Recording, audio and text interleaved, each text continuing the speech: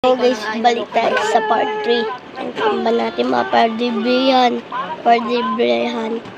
Lang, kunin ko lang po sa taas. Wait lang. Kuha na ako kanin. Wait lang. Susubahan ka niya.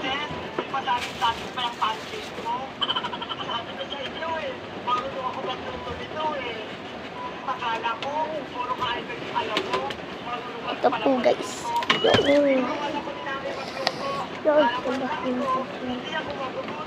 Kapaa.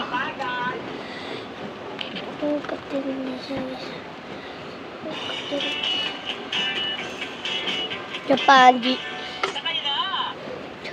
Nasa Miss Universe ka, kaya mo bang tumayo ng ilang oras? Kaya. Kahit naka-heels ka? Kaya. Kahit lahat ng camera nakatutok sa'yo? Kaya. Kahit nakaharap ka sa maraming tao? Kaya. Eh kung may period Ito po. Tapos po ito po mga pang-debriyan natin.